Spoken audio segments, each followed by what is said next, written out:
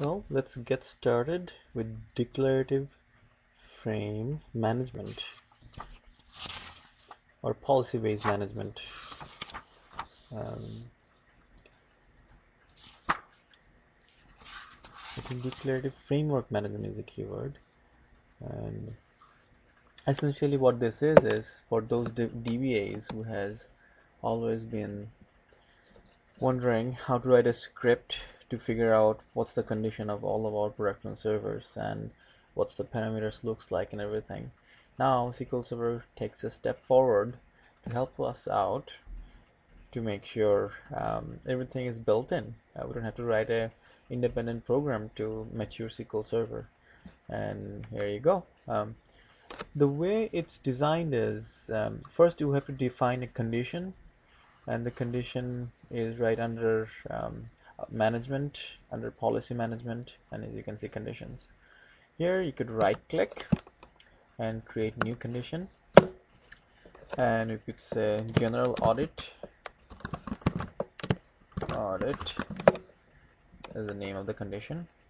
And for facet wise, as you can see, there is so much possibilities, and our main target should be monitoring the databases on each of the servers and each of the instances.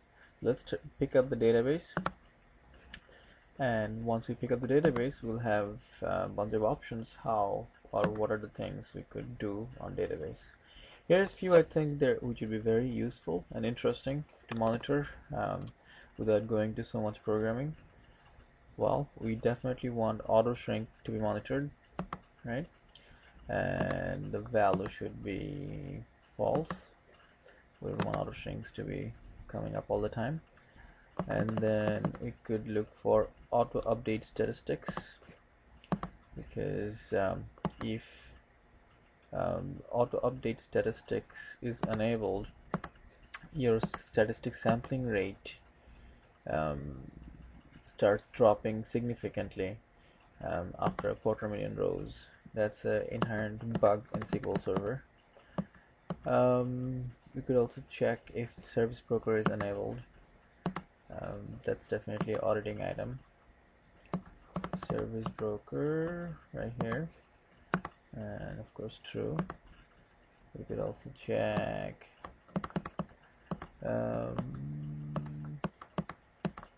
compatibility level. Sometimes we have interest on knowing whether all of our databases are SQL 2005 or not. In that case, I would do if it is less than or equal to 2000. So anything that's not 2005, it will report that. Let's find out what else we could take.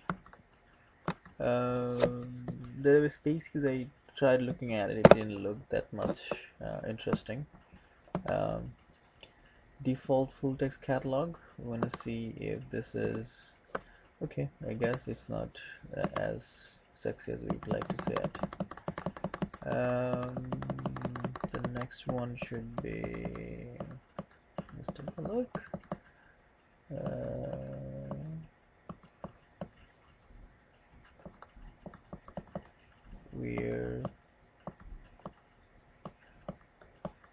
Last backup date would be a really good one, because you want to find out when was the last time your databases were backed up. You could put get date.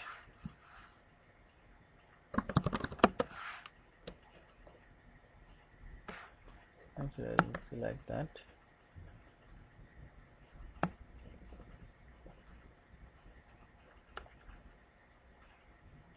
Last backup date. Okay.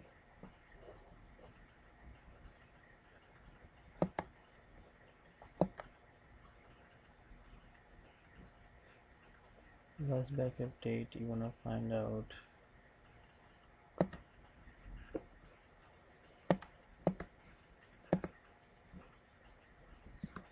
let's see,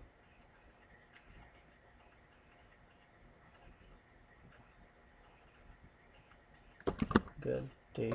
If your backup is scheduled at midnight, so today will be the last last backup date. Let's see what else you can take.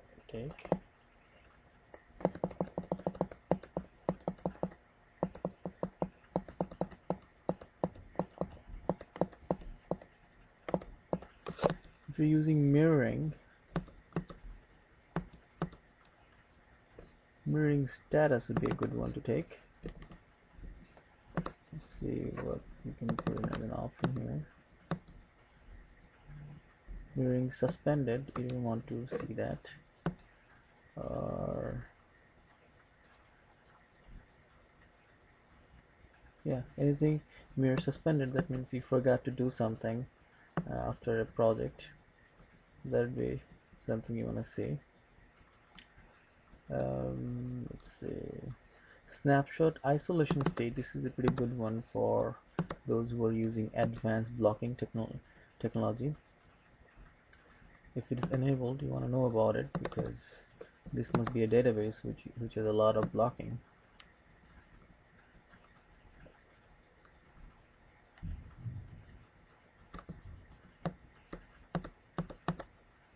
Let's see what the space available talks about. Okay, so it doesn't look like it's gonna be a fancy one, good one. All this cookie cutter one I'm intentionally taking because we want to make sure we have simple ones targeted here. Yep, so anything a database, if it is a suspect database, we definitely want to know.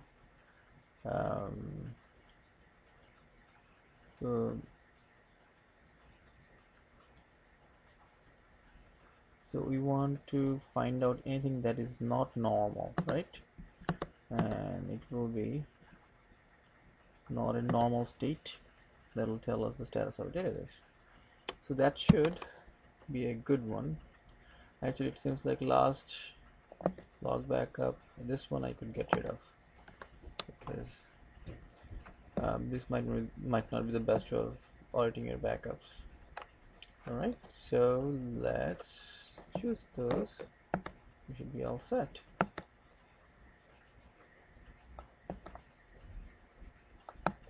And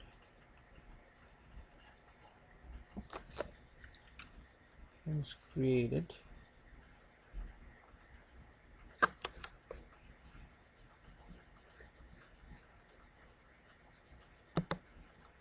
okay, we didn't like it.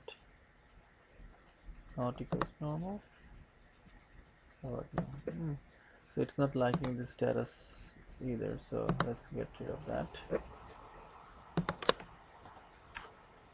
Alright, now so we could not do the database status, or we could not do the backup status. We have to figure out how to do it differently then. Alright, now we have a general audit function which is under conditions all set.